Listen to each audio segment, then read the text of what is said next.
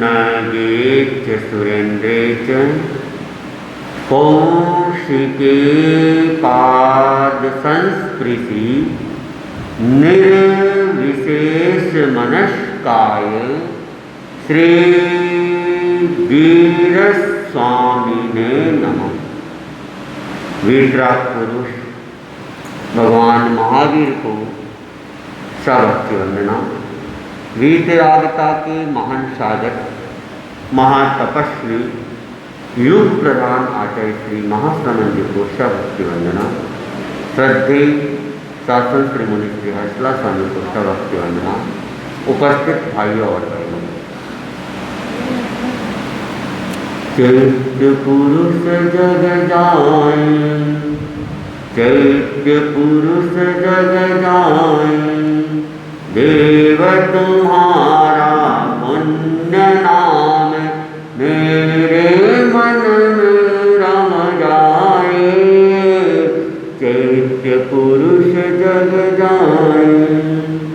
ओम ओम ओम ओम ओम ओम ओम ओम ओम ओम ओम उद्गाता अरहम अरहम अरहम अरहम अरहम अरहम त्राता। ओम ह्रीं श्रीं जय, ओम ह्रीं श्रीं जय, विजय ध्वजा लहराए। चैत्य पुरुष जग जाए। ओम जय भिक्षु भिक्षु जय, ओम ओम ह्रीं श्रीं ह्रीं श्रीं ह्रीं श्रीं। विघ्न शमन ओम व्याधि शमन ओम क्लीं क्लीं क्लीं क्लीं क्लीं क्लीं। नाम मंत्र तव व्रण संरोहण सतत अमृत बरसाए। चैत्य पुरुष जग जाए। मिट विषमता तन की मन की, अनुभव की चिंतन की। पल पल पग पग मिल सफलता, तन्मयता चेतन की। नाम मंत्र तव भय हर विष हर, साम्य सिंधु गहराए। चैत्य पुरुष जग जाए। आत्मा भिन्न शरीर भिन्न है, तुमने मंत्र पढ़ाया। आत्मा अचल अरुज शिव शाश्वत, नश्वर है यह काया। आत्मा आत्मा के द्वारा ही आत्मा में लय पाए। चैत्य पुरुष जग जाए। तुम निरुपद्रव हम निरुपद्रव, तुम हम सब हैं आत्मा। तब जागृत आत्मा से हम सब बन जाए परमात्मा। ओम रां ह्रीं रुं ह्रीं रं रं र, अंतर मन डुल जाए। चैत्य पुरुष जग जाए। देव तुम्हारा पुण्य नाम मेरे मन में रम जाए। चैत्य पुरुष जग जाए। चैत्य पुरुष जग जाए।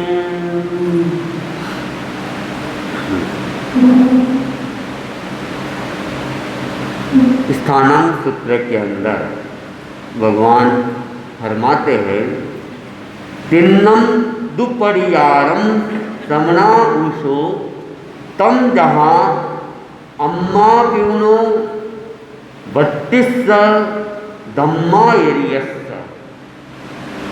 भगवान ने कहा है कि 3 पद दुष्प्रतिकार्य है, इनसे उऋण होना कठिन है, दुष्शक्य है, मुश्किल है। उसमें एक है माता पिता का ऋण, दूसरा है भर्ता पालन पोषण करने वाले का ऋण, और तीसरा है धर्माचारी का ऋण। ये 3 ऋण ऐसे हैं जिससे छुटकारा पाना अपने आप में बड़ा मुश्किल है। और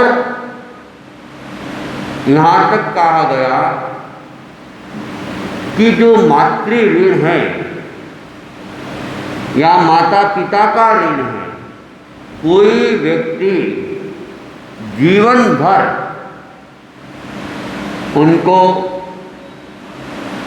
अनेक प्रकार के तेल वगैरह की मालिश करता है और उनकी सेवा करता है, उनके लिए अनुकूल भोजन बना के उनको अपने हाथ से खिलाता है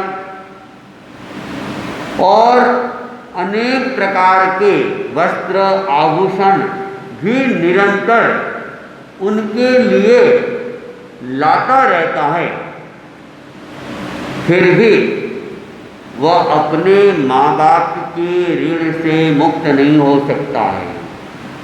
और यह भी कहा गया कि श्रवण कुमार की तरह निरंतर रोजाना कांवड़ से यात्रा भी करवाए तब भी माँ बाप के ऋण से व्यक्ति मुक्त नहीं हो सकता है। बताया गया कि माँ बाप से ये ऋण से तब मुक्त हो सकता है कि जब वो जिनके माँ बाप धार्मिक नहीं हैं, आस्तिक नहीं हैं और धर्म कर्म में विश्वास नहीं है, तो उन्हें धर्म के प्रति उनके मन में रुझान पैदा करे, रुचि पैदा करे और उन्हें वीतराग मार्ग पर प्रस्थित करे, तो वह अपने माँ बाप के ऋण से मुक्त हो सकता है। हम देखते हैं भगवान महावीर का जीवन चरित्र, वैसे परिशन में आप लोगों ने सुना भी था कि भगवान महावीर जब माँ के गर्भ में आते हैं और 3 ज्ञान के धनी थे, मति ज्ञान था, श्रुत ज्ञान था और अवधि ज्ञान भी था। अवधि ज्ञान भी अप्रतिपाती अवधि ज्ञान उन्हें प्राप्त था। तो उन्होंने उस अवधि ज्ञान के माध्यम से देखा, जाना कि मैं माँ के गर्भ में जो शरीर की क्रिया कर रहा हूँ, हाथ पैरों को हिला रहा हूँ, उससे माँ को कितना कष्ट हो रहा है। उन्होंने करुणावश माँ को साता पहुँचाने के लिए, माँ को सुख पहुँचाने के लिए, माँ को दुख से मुक्त करने के लिए क्या किया? हलन चलन की क्रिया को बंद कर दिया, स्थिर हो गए, ध्यान योगी बन गए। लेकिन परिणाम उल्टा आ गया, अर्थ का अनर्थ हो गया। माँ ने सोचा रे क्या हुआ, 14 स्वप्नों के साथ जिस बालक को मैंने धारण किया, क्या वह बालक पेट में ही खत्म हो गया? या जो ज्योति मेरे भीतर आई थी वह ज्योति पहले ही समाप्त हो गई। अब वहां पे राजमहल था, नृत्य हो रहे थे, गीत वगैरह गाए जा रहे थे, और जैसे ही देखा त्रिशला का चेहरा कुंभला गया, उदास हो गई है, और जानकारी प्राप्त हुई कि गर्भस्थ शिशु की हलन चलन की क्रिया बंद हो गई है। गर्भस्थ शिशु पता नहीं मर गया है क्या। और जब ऐसी बात महलों के अंदर फैली, सारे उत्सव बंद हो गए, संगान बंद हो गए, नृत्य बंद हो गए, और सबके मन में एक दुख पैदा हो गया। थोड़ी देर बाद फिर भगवान का जीव देखता है तो माहौल बदला बदला सा लगता है, और सोचा मैंने तो माँ की साता के लिए हलन चलन बंद की थी, लेकिन माँ को तो और कष्ट हो रहा है। मेरी स्थिरता माँ के कष्ट का कारण है, वातावरण को दुखमय बना दिया है।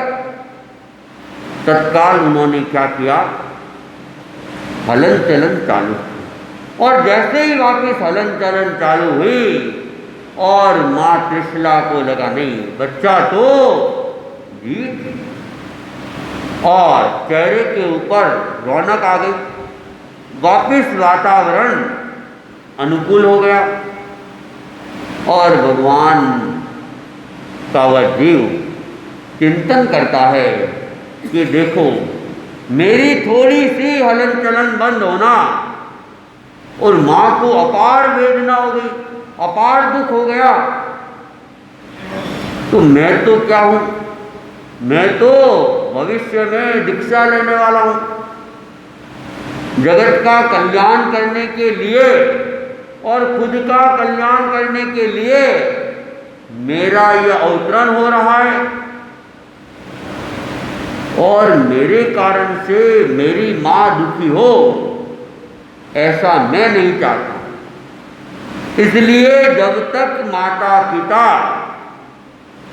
जीवित रहेंगे तब तक मैं क्या करूँगा, दीक्षा का नाम ही नहीं लूँगा। लेना तो बहुत दूर, मैं दीक्षा की बात भी नहीं छेड़ूंगा।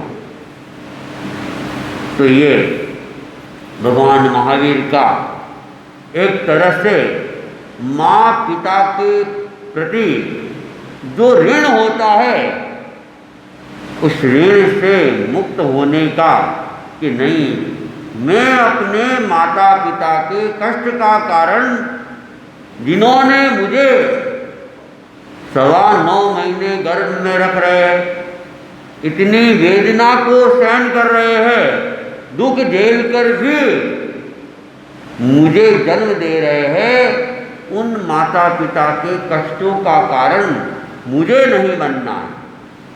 और यही हुआ। जन्म के बाद 28 वर्ष तक माता पिता रहे, लेकिन कभी भी भगवान ने ये नहीं कहा मुझे दीक्षा लेनी है। उनका जीवन अनासक्त था, वैराग्यमय था, संयमित था, लेकिन दीक्षा की बात उन्होंने कभी नहीं की। और जब उनके माता पिता का स्वर्गवास हो जाता है, तब वे अपनी प्रतिज्ञा की पूर्णता को प्राप्त करते हैं, समाप्त प्रतिज्ञ हो जाते हैं, और उसके बाद कुछ दिनों बाद ही नंदीवर्धन के सामने दीक्षा की बात रखते हैं। और जब तक माता पिता जीवित थे, बड़े भाई थे, तो भगवान का जीव क्या करता था, निरंतर सुबह उठते ही माँ बाप को, बड़े भाई को प्रणाम करते थे, जो खुद प्रणम्य होने वाले हैं और जो खुद विशिष्ट ज्ञान के धनी हैं, फिर भी बड़ों के प्रति उनके मन में सम्मान की भावना। और ये महापुरुषों के जीवन से सीखने की बात। हम रामायण में भी अनेक बार सुनते हैं, भगवान राम महापुरुष होने वाले, लेकिन माता पिता को सुबह उठते ही प्रणाम करना, और जन्मदात्री माँ ही नहीं, सौतेली माँ को भी प्रणाम करना। और यहाँ तक कि जिस माँ ने उन्हें वनवास करवा दिया, उस माँ के प्रति भी दुर्भावना नहीं, और वनवास के बाद में वापस लौटने पर भी सबसे पहले कैकेयी को प्रणाम करना, उनके चरणों में झुकना, जन्मदात्री माँ को बाद में। तो ये महापुरुष हमें प्रेरणा देते हैं, हमें शिक्षा देते हैं कि हम किसी के प्रति मन के अंदर ऐसी कोई भावना नहीं लाए। कोई हमारा बुरा भी करे, लेकिन हमारे मन में उनके प्रति सद्भावना रहनी चाहिए, सद्भावना बनी रहे, क्योंकि हमारे जो कर्मों का बंधन है, वह बंधन हमारी भावनाओं के द्वारा होता है। हम अधिकतर जो कर्म बांधते हैं, वे कर्म क्रिया से कम बांधते हैं, वचन से थोड़े उससे ज़्यादा बांधते हैं, लेकिन सबसे ज़्यादा कर्म हम चिंतन करके बांधते हैं, सोच के बांधते हैं। न जाने दिन भर में हम किसके बारे में क्या उल्टे सीधे विचार करते रहते। अच्छे विचार तो दूसरों के लिए कम ही आते, बुरे विचार ज़्यादा आते। अब वे बुरे विचार जो आ रहे हैं, वे बुरे विचार उस सामने वाले का बुरा तो करेगा नहीं करेगा, लेकिन विचारों के द्वारा हम अपने लिए बुरे कर्मों का बंधन कर लें। इसलिए जरूरी है कि हम हमेशा सद्भावना रखें। महापुरुषों के जीवन को बार बार सुनते इसलिए है कि उनके जीवन से हमें सद्प्रेरणा मिले। अगर सद्प्रेरणा मिलती है, हमारा जीवन भी सुधरेगा, और हम भी जो अपने बड़े हैं उनके उपकारों से उर्हीन होने के लिए प्रयास भी करेंगे, उनको भी सद्मार्ग पर बढ़ने के लिए या तो हम प्रेरित करेंगे या हम उन्हें सहयोग देंगे। सहयोग देना भी बहुत बड़ी बात। अनेक व्यक्ति वृद्ध है, आ नहीं सकते हैं, इच्छा होती है कि व्याख्यान में जाना है, दर्शन के लिए जाना है, गुरु दर्शन के लिए जाना है, लेकिन परवस्था है, अकेले जा नहीं सकते हैं। लेकिन जो बेटे विनीत होते हैं, आज्ञाकारी होते हैं, तो वे क्या करते हैं?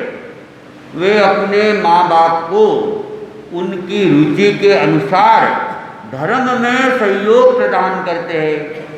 व्याख्यान में आने के लिए टाइम नहीं है, फिर भी उनको छोड़ देते हैं, गुरु दर्शन के लिए ले जाते हैं, भेज देते हैं। तो ये सहयोग जो है, ये सहयोग लोकोत्तर सहयोग है, और लोकोत्तर सहयोग से व्यक्ति अपने ऋण से मुक्त होने की दिशा में अग्रसर हो सकता है।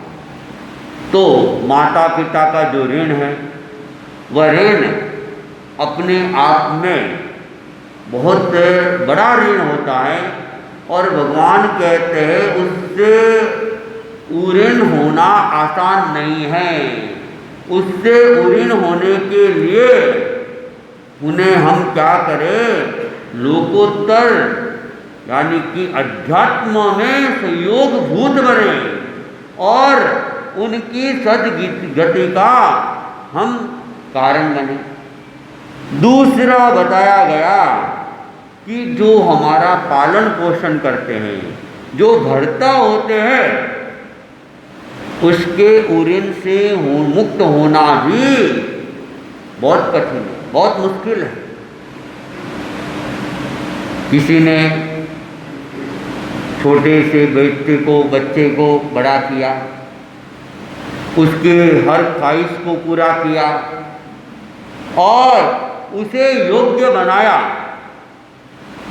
अब वो योग्य बेटा जब माँ बाप या पालन पोषण करने वाले अक्षम हो जाते हैं, बीमार हो जाते हैं, किसी कारण से दुखमय परिस्थिति पैदा हो जाती है,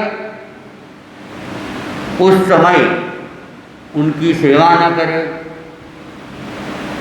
उनके प्रति अपने कर्तव्य, अपने दायित्व का निर्वाह न करें, तो फिर उसके लिए कहा गया कि वह क्या है, कृतज्ञ है।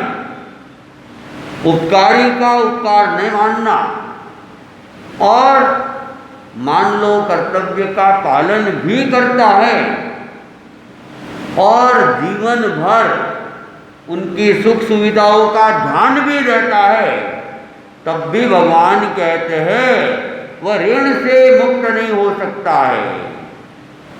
जैन कथानकों के अंदर एक कथा आती है। एक बार किसी क्षेत्र के अंदर दुष्काल पड़ गया, अकाल पड़ गया और भयंकर अकाल पड़ा। पानी की कमी होने लगी, भोजन की भी कमी होने लग गई, और जब खुद मनुष्य के पास पीने के लिए पर्याप्त पानी नहीं है, खाने के लिए अन्न नहीं है, तो फिर पशुओं को तो वो क्या खिला पाएगा। और अनेक अनेक पशु काल कवलित होने लग गए।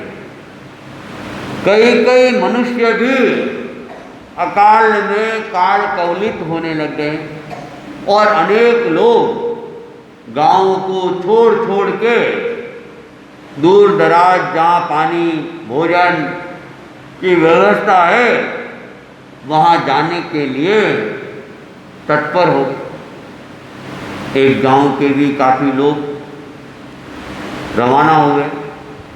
उस गांव में एक छोटा सा बालक था, 5-6 वर्ष का बालक था, और उसके माता पिता भी उस दुष्काल की चपेट में आ गए, मौत के मुंह में चले गए। बच्चा अकेला रह गया, घर में और कोई नहीं। तो उन लोगों ने सोचा अपने समाज का बालक है, छोटा है, इसको भी अपने को ले जाना चाहिए। नहीं अकेले कहाँ रहेगा, किसके पास रहेगा, कौन इसका पालन पोषण करेगा। और अभी इस दुष्काल में तो खुद के ही खाने के पत्ते नहीं हैं, तो इस बालक को कौन संभालेगा। इसलिए इस बालक को हमें ले जाना चाहिए।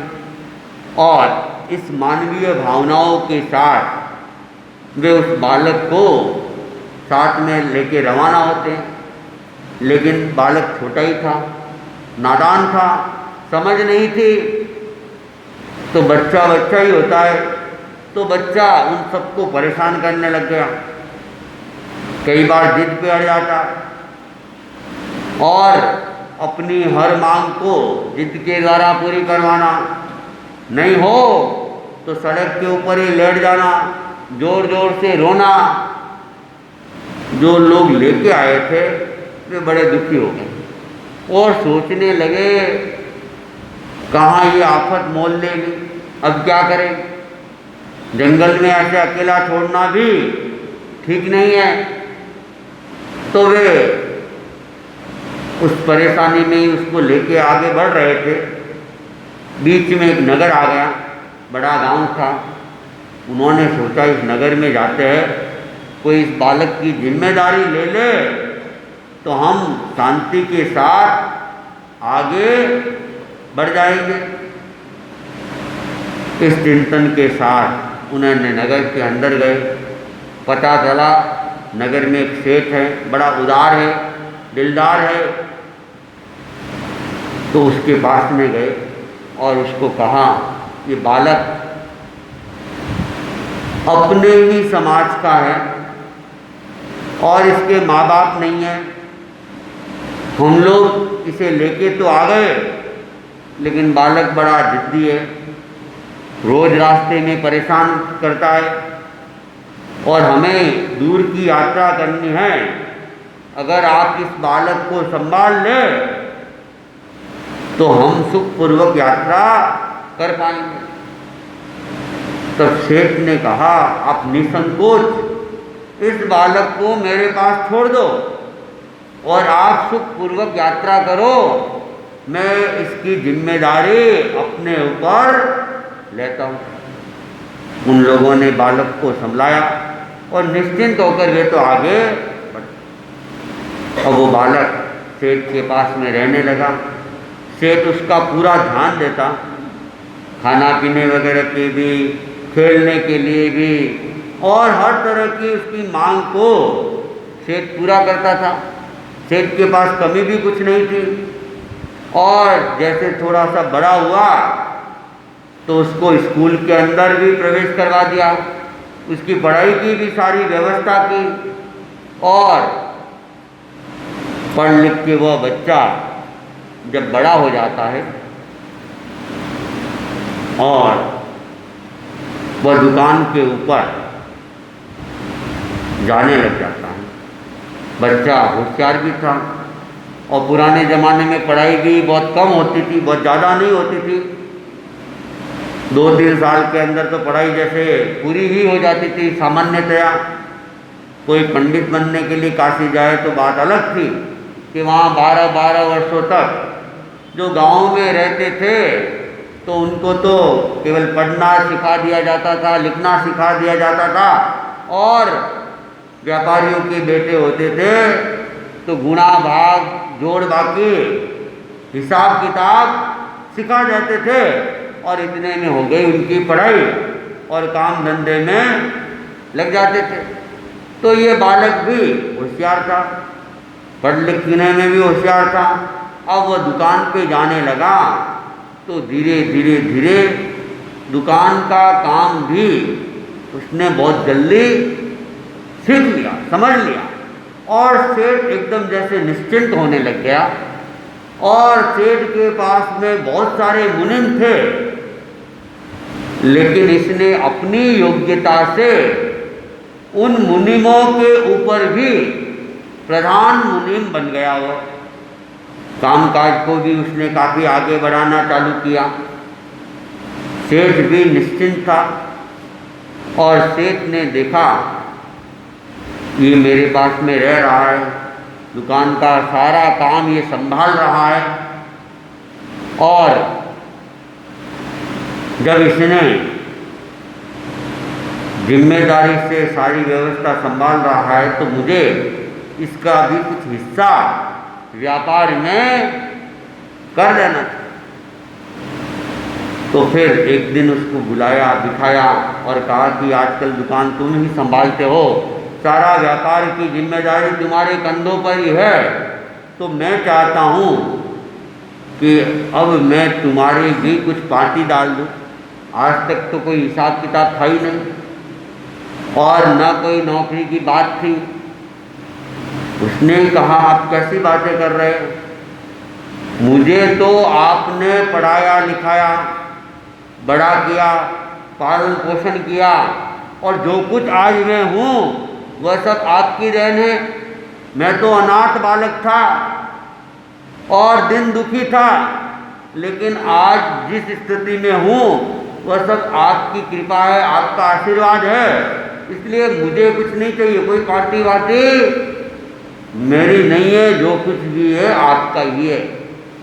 लेकिन फिर भी सेठ ने कहा नहीं, ऐसा तो नहीं हो सकता है। और उसे 2 आना लाभ का 2 आना के हिस्सा सेठ ने उस बालक का रख लिया। कुछ समय और बीता, सेठ ने उसके हिस्से को 4 आना कर लिया और 5-6 वर्षों में तो उसको आधी पांति का हिस्सेदार भी बना दिया।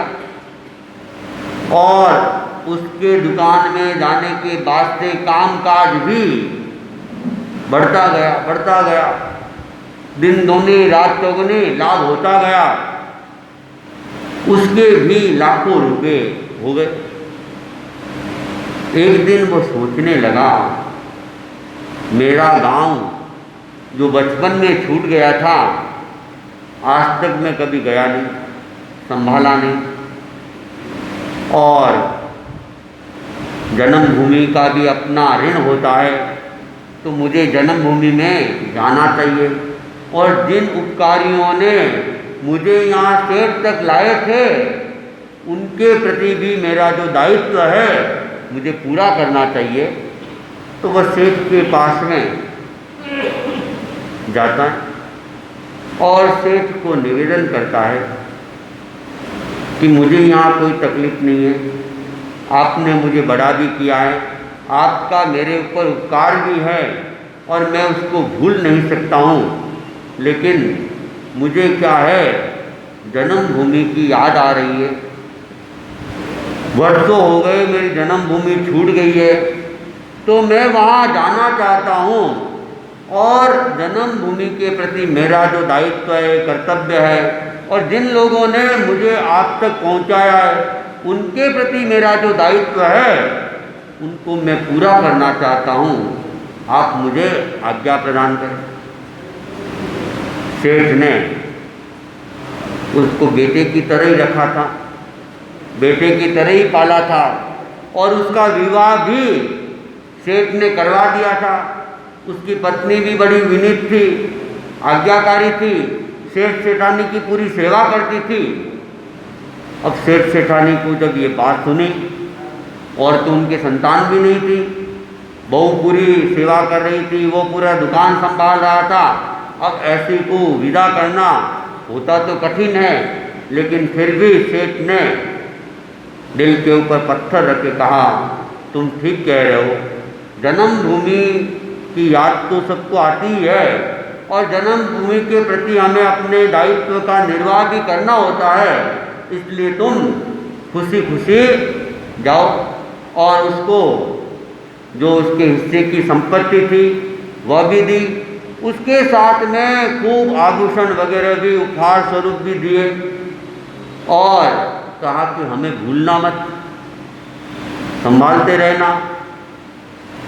उसने भी पैरों में पड़ा और कहा, जब कभी भी आप याद करोगे, आधी रात को भी याद करोगे, मैं आपके लिए हाजिर हो जाऊं। मैं आपको कभी भूल नहीं सकता हूँ, आपका तो मेरे ऊपर बहुत बड़ा ऋण है, उसे कैसे भुलाया जा सकता है। अगर आप नहीं होते तो पता नहीं मेरे ये प्राण भी बचते कि नहीं बचते, इसलिए मैं आपको तो कभी भूल नहीं सकता हूँ। और वहाँ से विदा लेते हैं। गांव में पहले ही सूचना भिजवा देता है कि अमुक सेठ का बेटा विपुल वैभव के साथ कहाँ आ रहा है, गांव आ रहा है, नगर में आ रहा है। लोग भी आए, सामने आए, क्योंकि वैभव के साथ में आ रहा था तो धन के पीछे तो सब आ ही जाते हैं। तो लोग उसको सम्मान लेके गए, वो अपने घर जाता है। तो अब इतने वर्षों का मकान था, जीर्ण शीर्ण हो रहा था, उसका वह नवीनीकरण भी करवाता है। और जिन लोगों ने उसके ऊपर उपकार किया था, उनको भी आर्थिक सहयोग भी प्रदान करता है। गांव के अंदर अनेक तरह के सार्वजनिक काम भी करवाता है, पैसे की कोई कमी नहीं थी, दिल से भी उदार था। और बाजार के अंदर एक बड़ी सी दुकान अपने लिए खोल देता है, और एक के बाद अनेक दुकानें वो खोलने लगा। भाग्य ने वहाँ भी उसका साथ दिया और वह बढ़ता ही गया, और पूरे नगर के अंदर उसकी ख्याति फैलने लगी। उदारमना था, दानवीर था, प्रजा के लिए, दिन दुखियों के लिए खुले हाथ रखता था, तो लोग उसे सेठ कह के पुकारने लगे। और ठाट बाट के साथ उसका व्यापार वहाँ चालू हुआ। लेकिन इधर इसके आने के बाद उस सेठ के अब धीरे धीरे धीरे नुकसान होने लग गया, घाटा होने लग गया। मुनीम लोगों ने भी गमन करना चालू कर दिया और कहते हैं कि जब समय पूरा होता है, पाप कर्म कोई उदय में आ जाते हैं, तो स्थितियाँ बिगड़ जाती है। तो कुछ ही महीनों के अंदर सेठ की स्थिति बड़ी विकट हो गई। जमीन, मकान, जेवरात सब बिक गए, गिरवी रखने पड़ गए। फिर भी खाने पीने की भी समस्या पैदा हो गई। वो सेठानी ने कहा, स्थिति बड़ी विकट है। वो अपना जो प्रधान मुनीम था, उस पर मुझे थोड़ा विश्वास है, आप उसके पास जाए और वो हमारी दुखद घड़ी में सहायता करेगा, ऐसा विश्वास है। सेठ ने कहा, जिसको मैंने पाला पोसा बड़ा किया, उसके सामने मैं हाथ फैलाऊं, ये कभी संभव नहीं है। लेकिन सेठानी का भी बार बार आग्रह रहा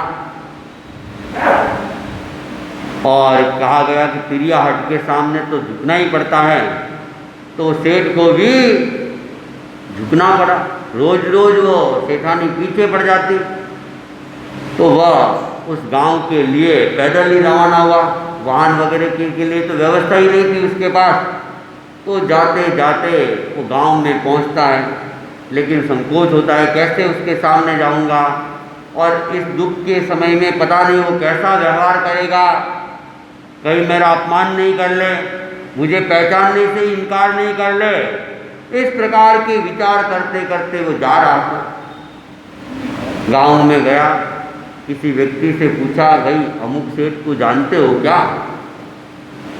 तो उसने कहा, आप लगते हो इस गांव के लिए नए हो, अनजान हो। अरे उस सेठ को कौन नहीं जानता है, वह तो इस गांव का प्रमुख उदारमना सेठ है। और ये जितने बड़े बड़े मकान दिख रहे हैं, ये सारे उसी ने तैयार करवाए हैं। और वो देखो सामने जो ऊंची दुकान दिख रही है, वह भी उसी सेठ की है। और सेठ साहब अभी दुकान पे आपको मिल भी जाएंगे। तो सेठ जी उधर दुकान की तरफ जाने लगे। पैर तो भारी थे, लेकिन फिर भी कदम आगे से आगे बढ़ा रहे थे। और उधर वो सेठ गिद्दी के ऊपर बैठा हुआ था। अनेक मुनीम उसके सामने काम कर रहे थे, सबको आदेश निर्देश दे रहा था। और तकिए के सहारे आराम से गिद्दी पे बैठा हुआ था। और उसकी नज़र सड़क के ऊपर जाती है, तो किसको देखता है? फटे पुराने मैले कुचेले कपड़े में सेठ को देखता है। तो दूर से वो देख रहा है, अरे ये तो अपने सेठ जैसे ही लग रहे, ये यहाँ कैसे, ये कैसी हालत? गहराई से देखा, गौर से देखा, तो उसे विश्वास हो गया, ये तो वही सेठ है। और तत्काल नंगे पैर ही वो सेठ जी की दिशा में दौड़ता है, भागता है, पैरों में पड़ता है और नमस्कार करता है। और कहते, आप, अरे आप हमें आदेश करवा देते इस हालत में। उसको दुकान पे लाते हैं, बार बार मालिक कह के पुकारते हैं, सेठ कह के पुकारते हैं। मुनीम वगैरह सुन रहे, आसपास के लोग भी इकट्ठा हो गए, ये सेठ आज क्या बात है, इस किस मैले कुचेले व्यक्ति को अपने साथ में ले जा रहा है, मालिक कह रहा है, सेठ कह रहा है, और यहाँ तक कि दुकान पे ले जाकर अपनी गिद्दी के ऊपर बिठाता है, सम्मान देता है और कहता है ये मेरे सेठ है, मैं आज जो कुछ भी हूँ ये सब इनकी मेहरबानी है, और मेरे जैसे तो कितने ही मुनीम इनके सामने काम करते रहे। इस प्रकार वह सेठ की खूब प्रशंसा करते हैं। खुद घर जाता है, सेठानी को समाचार देता है कि अपने सेठ आए हैं, और ये बात सुनते ही सेठानी भी खुश हो जाती है और अपने हाथों से क्या करती है, भोजन बनाती है, पकवान बनाती है, और सेठ को वाहन में बिठाकर वह दूसरा उनके पास में रहा हुआ उनका बेटा ही घर लेके आता है, स्नान कराता है, नए वस्त्र पहनाता है, आओ भगत करता है, और उसके बाद उनसे विनम्रता से अकेले में पूछती क्या हुआ, सारी स्थिति उनसे जानकारी प्राप्त करता है। और सेठ ने कहा आप मेरी अब इस स्थिति में कुछ सहयोग कर सकते हो तो कर लो। उसने कहा सहयोग, मैं आपका सहयोग क्या कर सकता हूँ, जो कुछ भी है ये मेरा नहीं है, ये तो आपका ही है, और आप इस स्थिति में आ गए, आपको तो पहले ही मुझे सूचना करवा देते, मैं तत्काल आ जाता।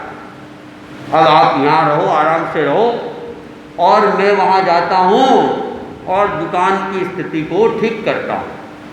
और कहते हैं गुमास्तों को लेके, धनमाल को लेके वह उस गांव में जाता है, दुकान की स्थिति को देखता है, घर की स्थिति को देखता है, सुधारता है, राजा से मिलता है, राजा को भेंट देता है, और राजा से आदेश करवाता है कि जिन जिन का भी सेठ जी से मांग रहा है कि ब्याज सहित हमारे से ले जाए, और जिन जिन के सेठ जी मांग रहे हैं वे भी सेठ जी का धन दो राज्य के द्वारा हस्तक्षेप किया जाएगा। तो सेठ जी की देनदारी तो कम ही थी, मांग ही मांग थी, तो वो भी धीरे धीरे आने लगे, नए मुनीमों को रखा, और 6-7 महीने के अंदर दुकान को वापस जमा लिया। सेठ जी अपने नगर में आ गए और पहली जैसी स्थिति वापस बन गई। गौतम स्वामी भगवान से पूछते हैं कि ऐसा करने वाला क्या वो अपने सेठ के ऋण से मुक्त हो जाता है? भगवान कहते कि नहीं होता है। इतना सब कुछ करने के बाद भी वो सेठ के ऋण से मुक्त नहीं हो सकता है, क्योंकि उसने किया ही क्या है, सेठ को वापिस सेठ ही तो बनाया है, लेकिन उस सेठ ने उस अनाथ बालक का जब वो मौत के घाट में जा रहा था उस समय उसका पालन पोषण किया, लालन पालन किया, पढ़ाया लिखाया, और उसे अनाथ को अपने समान सेठ बनाया, तो उसके ऋण से वह ऐसे मुक्त नहीं हो सकता है। वह तो उसे धर्म के मार्ग पर ले जाए और उसकी आत्मा का कल्याण करे, तो उससे वह मुक्त हो सकता है। तो उपकारी का ऋण चुकाना भी आसान नहीं होता है, और ऋण से उऋण होना भी आसान नहीं होता है। तो हम भी हमेशा चिंतन करें, हमारा जिनके ऊपर ऋण है हम उन्हें अध्यात्म की दिशा में सहयोग दें, आगे बढ़ाएं।